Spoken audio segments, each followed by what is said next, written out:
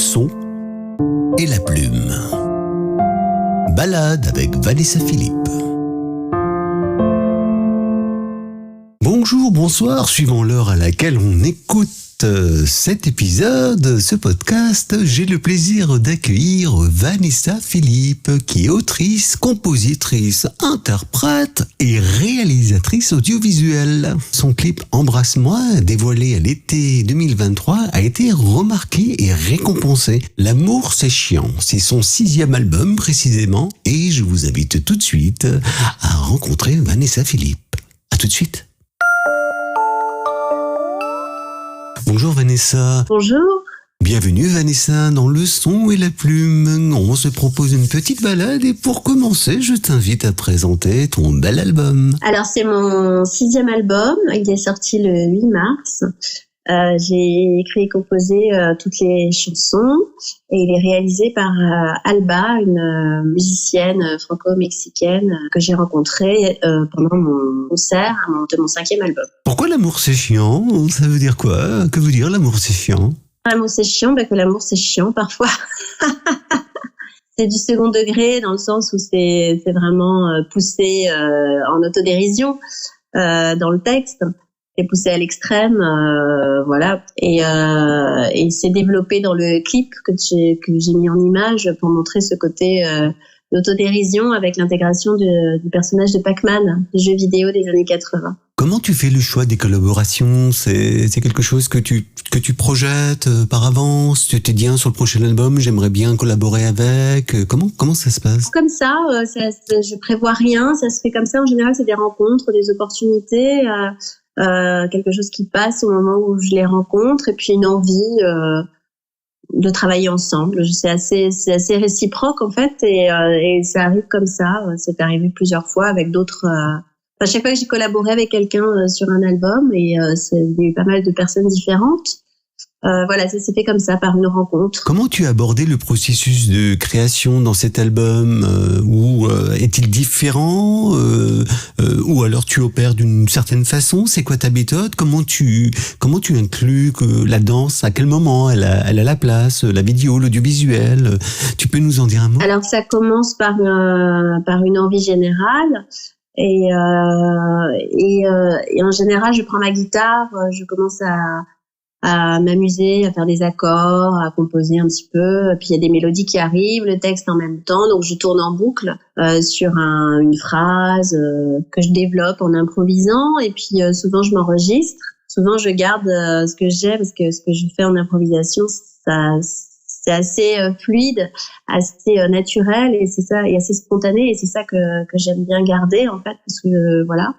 Et après ça, je mets en image, une fois que j'ai sorti l'album, pour développer le côté drôle, entre guillemets, enfin l'humour que j'ai envie de mettre dans une chanson en image, voilà. Et puis alors, du coup, la danse, forcément, vu que je suis danseuse et chorégraphe, forcément, j'adore la mise en scène. Donc, comme c'est moi que je mets en scène, parce que je le développe un peu comme un personnage, du coup, forcément, ça passe par le corps, par le mouvement, en plus de l'expression écrite et de la voix. D'accord, donc la danse comme l'art visuel influence la créativité, elle influence ta création ? Oui, c'est ça, c'est pareil, c'est assez naturel. Disons que je me force pas, c'est assez vital de faire tout ça en même temps. Et ce que j'aime bien, c'est que ça donne une espèce d'œuvre entre guillemets globale. Et puis moi-même, je redécouvre mes chansons quand je les mets en image parce que du coup, avec l'image, elles prennent une autre couleur. Tu écris tes scénarios, tu prépares le décor de tes clips, tes costumes, il y a un storyboard. Comment tu t'y prends ? Non, j'écris rien à l'avance, j'ai pas de scénario, j'ai pas de storyboard ni de scénario. Je l'ai déjà fait pour d'autres quand je fais des clips pour d'autres personnes, mais c'est assez rare. Moi, je pose ma caméra, je décide d'une tenue, d'une couleur. Voilà, je pose ma caméra dans mon salon et puis je je prépare le décor et j'improvise en fait. Et après j'ai de la matière, donc je tourne à l'aveugle. Et après, quand je vois ce que j'ai, c'est là que j'ai les idées, comme une matière que je vais modeler, quoi, et puis travailler pour que ça donne quelque chose qui me convient et qui soit dans le rythme ou dans quelque chose d'un point de vue image qui soit différent et qui me plaise à moi. Voilà. Pourrais-tu nous parler des causes sociales ou des mouvements qui te tiennent à cœur et que tu soutiens à travers l'art et à travers cet album? Là, il y a une chanson qui s'appelle Beauté fatale et qui est inspirée du livre de Mona Chollet, qui est féministe, essayiste et qui a écrit ce livre qui m'a pas mal touchée parce que c'est vrai que les femmes sont très anxieuses par rapport à leur physique, par rapport puis c'est pas une question, enfin c'est général, c'est-à-dire que même à 20 ans, aujourd'hui on est dans une espèce de truc avec les filtres, avec les réseaux sociaux, etc., on sait même plus à la limite à quoi ressemble la personne en vrai, avec les TikTok et compagnie, ça fait peur. Voilà, donc on se transforme un petit peu en image sur pattes et du coup c'est un peu bizarre, ça fait un peu peur et ça se développe pas mal et c'est dur à vivre pour les femmes, ça touche beaucoup moins les hommes, voilà. Et par contre c'est quelque chose qui reste et puis c'est aussi une histoire d'éducation, de génération. Donc voilà, ça passe toujours par le côté être jolie, être gentil, être poli pour les filles, beaucoup moins pour les garçons. Et puis ça se développe après. Dans la vie, dans le travail, dans le milieu artistique. Voilà, c'est l'image de la femme, ce qu'on veut qu'elle soit, ce qu'on lui impose. Et voilà, donc ça me tenait à cœur de faire cette chanson qui s'appelle Beauté fatale. Est-ce que sans toi je me tire une balle? Et là encore, c'est l'autodérision. Et après, j'aime bien les secondes lectures. Donc ça, c'est un sujet qui me tient à cœur, que je trouve important parce que j'ai beaucoup de copines danseuses. Dans la danse, c'est pareil, qui souffrent de ça. Et puis ça va au-delà du visage, ça va aussi sur le corps, et cette chanson, elle a aussi d'autres lectures. Hein. On y voit ce qu'on veut.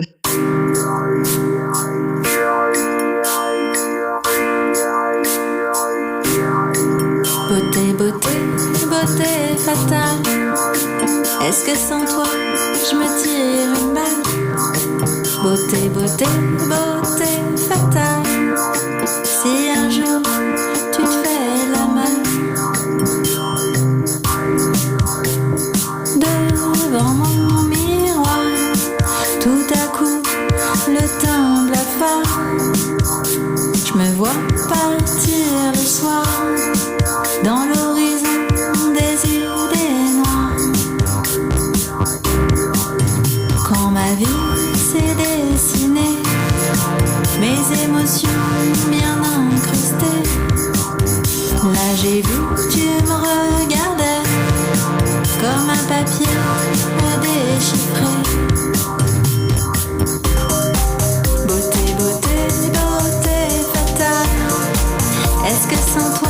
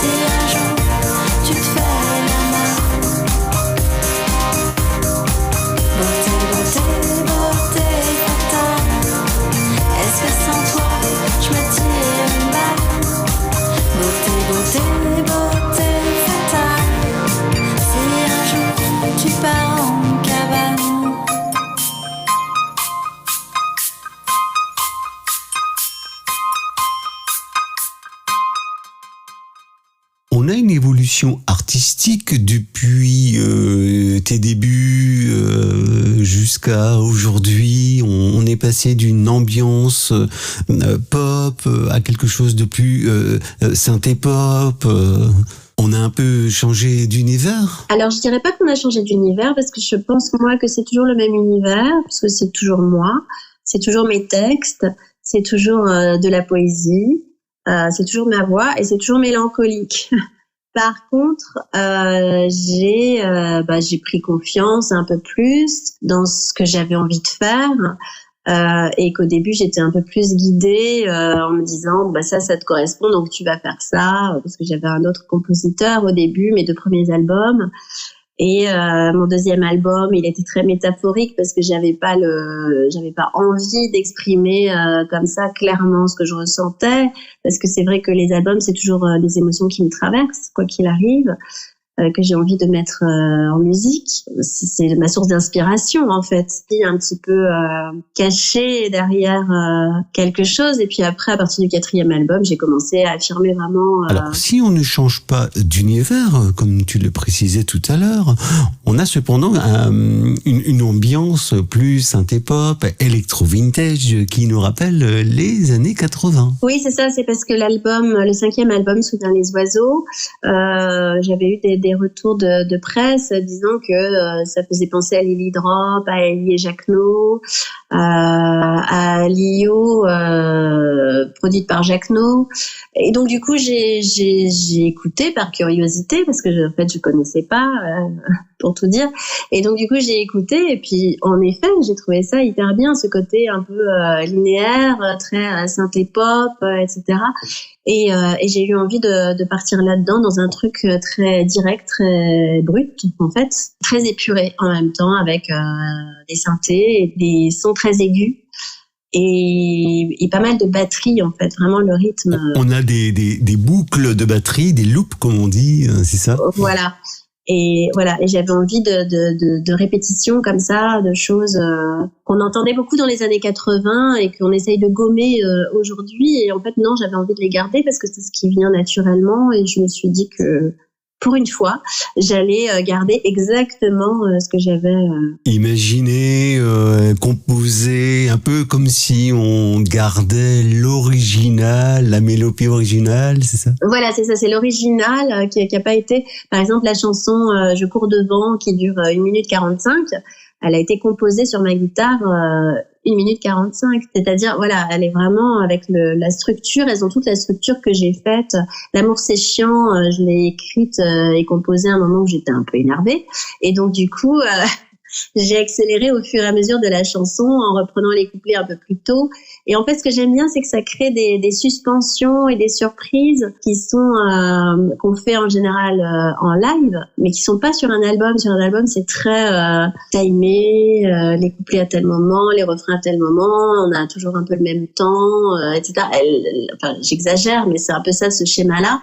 Et là, j'avais envie de garder ces surprises-là que j'avais fait en improvisant, avec cette émotion que j'avais à un moment où je l'ai écrite. Et voilà, et Je cours devant, ça fait comme une boucle comme ça jusqu'à tout fout le camp répété 3 fois. Et cette boucle, elle n'est pas anodine en fait. Et si on avait fait autrement, si on avait rajouté un couplet, si on avait, ce serait plus la même chanson. Alors, parlons de cette originalité et de l'expression originale. Comment tu travailles? Sur quoi tu notes? Comment tu t'enregistres? T'as toujours un micro prêt à enregistrer tes idées? Moi, je travaille chez moi toute seule. Enfin, je fais mes impros, mes démos. Je m'enregistre sur dictaphone et après, j'envoie à la personne qui arrange, qui réalise, donc en l'occurrence à Alba. Je lui envoie les démos, les paroles et les accords. Et donc, dans la démo, elle a la mélodie et elle a les paroles, les accords, voilà. Sur un dictaphone? Oui, je m'enregistre en dictaphone. Ah ouais, j'ai pas du tout de matos. Je suis très simple. Je joue avec ma guitare, je compose dessus, je m'enregistre sur dictaphone. Et c'est assez clair, mais je vais pas du tout sur GarageBand faire des maquettes et tout ça. Non, je fais très simple, très, très épuré. Puis la structure y a absolument tout du début jusqu'à la fin de la chanson. Et voilà. Et après Alba, on discute ensemble de ce que je veux, de la direction que je veux prendre, pourquoi, comment. et on fait un essai sur une chanson, et puis après on fait les autres, et puis on se fait des allers-retours, et puis après on enregistre les voix. Tu ne prépares pas tes scénarios, tu n'enregistres pas sur du matos, mais sur un simple dictaphone, qui est donc ton smartphone. C'est de garder la spontanéité. Ouais, d'une chanson que je vais faire comme ça. Comme pour les clips, en fait, je pose ma caméra et puis viendra ce qui viendra. Et c'est ça que je vais garder, cette expression-là, cette chose-là qui est sortie à un moment donné, à un instant T. Et si j'avais tourné un autre jour, il y aurait peut-être eu autre chose. Mais ce qui m'intéresse, c'est justement ça. Et côté scène, côté rencontre avec ton auditoire? Alors, j'ai de plus en plus envie d'en faire. J'en ai fait dès le début. Mais c'est assez compliqué quand c'est soi-même, quand on doit soi-même trouver des dates. Il faut avoir le temps. Donc, quand on fait tout, ça devient compliqué d'avoir le temps aussi pour ça. Puis ça demande de l'organisation, etc. Donc, j'en ai fait pas mal. Et moi, j'adore la scène et j'aimerais beaucoup en faire beaucoup plus. Surtout maintenant avec cet album-là. Donc, il y a une première date là, le 27 mars à l'ETLM à Paris. Et puis, j'ai enregistré des lives, des sessions live aussi pour un blog jeudi là pour le Cargo. Et voilà, j'ai très très envie de jouer en live là. Cet album plus qu'un autre, pourquoi? Parce qu'il a été créé déjà dans une idée de live en fait. Je l'ai déjà créé avec une émotion vivante. Tu t'étais projetée? Non, je me suis pas projetée, mais je l'ai ressenti. Alors que les autres sont des chansons plus posées, que je dirais qu'on écoute sur son canapé ou. Quelle sera la formation sur scène pour la promo de cet album? Je peux jouer toute seule. Je joue mes chansons toute seule, mais je trouve que ça rend beaucoup mieux avec quelqu'un qui joue à côté de moi. En général, je joue toujours soit du clavier, soit de la guitare électroacoustique avec quelqu'un qui fait de la guitare électrique. En général, ça s'est passé plutôt comme ça. Si tu devais retenir un titre sur chaque album. Ouh là là. Alors, le premier album, je dirais Hirondelle. Il y a Les Saints, le deuxième album, il y a Les Saints, que moi personnellement j'aime beaucoup, qui est un petit peu tango dans le genre musical, dont j'ai écrit le texte. Et le troisième album, Quand je te vois, ou Woman Who's a Woman. Et le quatrième album, Not a Siren Song. Le cinquième album, Soudain les oiseaux, et qui est d'ailleurs une évasion, un voyage dans un univers parallèle qui serait celui de ma sœur disparue en fait, en courant dans les nuages, etc. Donc et puis ce dernier album, L'amour c'est chiant. Tu t'en vas, tu viens, tu t'en vas et tu reviens. Tu t'en vas, tu viens, tu t'en vas et tu reviens. Moi souvent, je pense à toi et puis je pleure. Bien souvent, je pense à toi et puis j'attends. L'amour c'est chiant, l'amour c'est chiant, l'amour c'est chiant tout le temps. L'amour c'est chiant, l'amour c'est chiant, l'amour c'est chiant souvent. Et là, je pense à toi, je pleure toute seule. Là, je pense à toi, je pleure toute seule. Et là, toi tu t'en vas, tu chantes, tu fais la fête. Et là, toi tu t'en vas, tu chantes, tu fais la fête, tu fais la fête. L'amour c'est chiant, l'amour c'est chiant, l'amour c'est chiant tout le temps. L'amour c'est chiant, l'amour c'est chiant, l'amour c'est chiant souvent.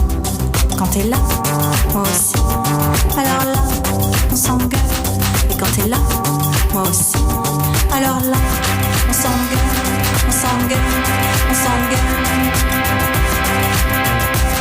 L'amour c'est chiant, l'amour c'est chiant, l'amour c'est chiant tout le temps.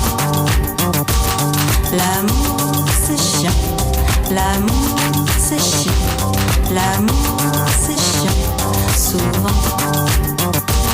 Tu me manques quand t'es pas là, tu me manques quand t'es là, tu me manques quand t'es pas là, tu me manques quand t'es là, quand t'es là. L'amour c'est chiant. L'amour, c'est chiant. L'amour, c'est chiant. Souvent.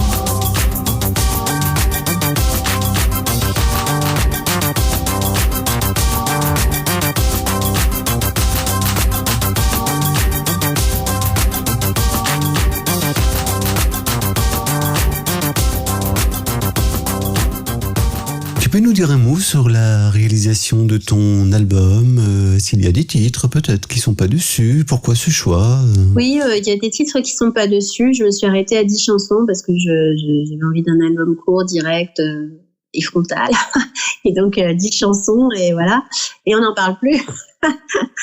Donc j'ai choisi l'ordre en racontant mon histoire comme une suite logique avec les 5 premières chansons. Une petite pause qui finissent donc par l'amour c'est chiant et puis il y a une petite pause et ça enchaîne sur la pluie sous les violons, et là on a un petit peu plus d'ouverture, on est plus en amour plus général, pas uniquement le sentiment amoureux, mais ça peut être aussi filial avec Jeanne, ma grand-mère, une chanson qui s'appelle Jeanne où je donne la parole à ma grand-mère. Et puis au bord du ciel qui est beaucoup plus personnel et plus sur une émotion traversée corporellement, mais qui est moins le sentiment amoureux que les 5 premières chansons qui sont un espèce de cri et un espèce de d'arriver à la réalité poussée à l'extrême. Voilà. Quel est ton rapport à l'écriture, à la chanson française ? Alors, j'ai eu du mal au début avec le texte en français quand j'ai commencé à composer, parce que c'est pour ça que j'ai écrit en anglais mon 3e album quand j'ai commencé à composer. Mais tout à coup, c'était très bizarre de trouver la musicalité comme ça, avec une phrase en français. Du coup, voilà, et ça s'est déclenché au 4e album où tout à coup ça a été très fluide. Il y a eu un élément déclencheur ? Je sais pas ce qui s'est passé, mais j'ai senti que du coup j'arrivais à composer sur de l'anglais, et donc c'est peut-être une histoire de confiance, ça, je saurais pas dire. Dans cet album, il y a aussi le visuel qui prend beaucoup de place, ou du moins qui prend sa place, et on sent qu'il est travaillé. Le visuel va avec l'histoire de l'album aussi. Donc oui, là, la démarche de cet album-là, elle a été, et puis l'album précédent, Soudain les oiseaux, c'était pareil. Ça a été vraiment de réfléchir. Et là, vraiment, oui, je suis allée travailler sur la pochette. J'ai fait des petites maquettes pour trouver la pochette. Et l'image est arrivée avec les clips, en fait, avec le premier single Embrasse-moi, le 2e single L'amour c'est chiant, le 3e single La dernière fois. Et c'est là que tout le côté graphique, visuel, artwork s'est dessiné dans ma tête, et que la création s'est faite. Donc c'est une sorte de création en direct au final, avec la création des clips et la sortie des singles qui a amené cet album. Mais voilà, c'est vraiment une démarche que je développe où rien n'est prévu à l'avance, et j'aime bien ce côté qu'est-ce qui va sortir, quoi. Puis cette manière que tu as de danser avec ses bras désarticulés, et puis cette façon de jouer avec les écrans, c'est étonnant. Ouais, ça c'est mon style chorégraphique, un peu pantin, désarticulé, que je développe aussi. Enfin voilà, les danseurs et chorégraphes, ils développent toujours leur propre danse. En général, leur style, leurs pattes, c'est comme ça qu'on les reconnaît. On reconnaît du Pina Bausch, on reconnaît du Martha Graham. Et voilà. Et donc, ce qui m'intéresse, c'est que quand on voit un clip, on se dit, ah ben ça, c'est Vanessa Philippe. Oui, dans le clip Beauté fatale, où tu te mets en image, ou du moins tu mets un personnage en image, parce qu'on sent bien que c'est un personnage qui traverse l'écran. On est dans les années 80, peut-être même 70s, des fois, avec des effets, et puis tu chantes dans un sèche-cheveux. C'est ça, et puis c'est un peu années 80, tu sais, quand les guitares étaient pas branchées, moi quand je vois des rétrospectives, parce que je n'étais pas du tout, mais quand je vois des rétrospectives, je me dis mais comment ils font ? Il n'y a pas de micro, la guitare est pas branchée, c'est n'importe quoi, et c'est drôle. Oui, le plateau de télé où le musicien n'était pas du tout connecté à l'ampli. Oui, c'est ça, sur les plateaux de télé, ils sont, ouais, et puis donc du coup voilà, j'ai joué là-dessus sur le fait que rien n'était crédible. avec le playback sèche-cheveux. Et puis, ouais, il y a ce côté... Comment tu envisages ton héritage musical? Comment tu aimerais être perçu? Alors moi, tu vois, ce que j'aime bien, c'est quand on me dit que ce que je fais, c'est limite punk. Décalé. Voilà, c'est ça. Et c'est ça qui me plaît, c'est le côté, si tu veux, un peu avant-gardiste, entre guillemets. Même dans les clips, tu vois, voilà, si tu veux correspondre, bah, tu fais des clips bien lisses, où on te voit chanter, où t'es bien jolie, etc. Et ça m'intéresse absolument pas, en fait. L'épisode touche à sa fin. Il y a peut-être une date de concert bientôt? Alors, c'est le 27 mars à l'ETLM Paris. Et lors du concert, tu feras une projection? Oui, je vais faire une projection il y aura un fond Pac-Man, il y aura peut-être projection de clip. Ça, il faut que je le mette en place pour le 27 mars. Merci, à bientôt au 27 mars. Merci, au revoir.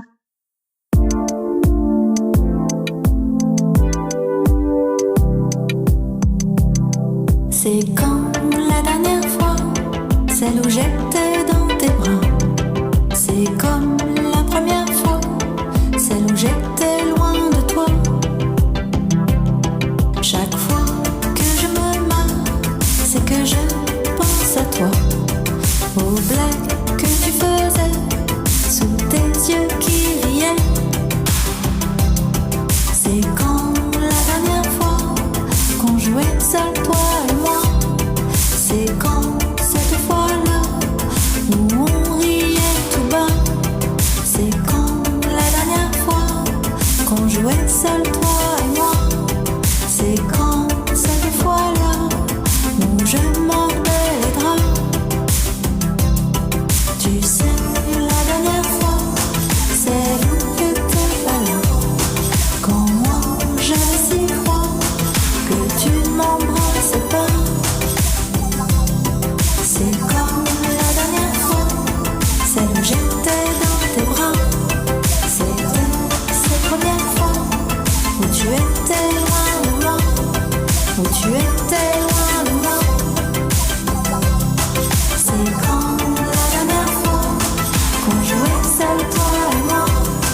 C'est quand cette fois-là où on riait tout bas.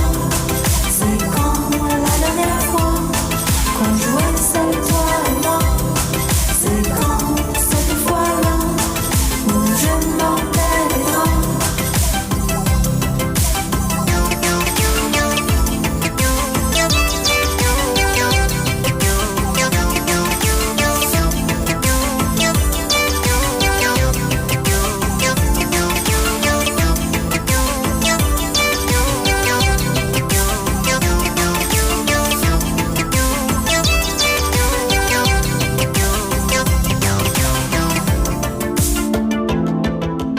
C'est quand cette fois-là, c'est quand cette fois-là.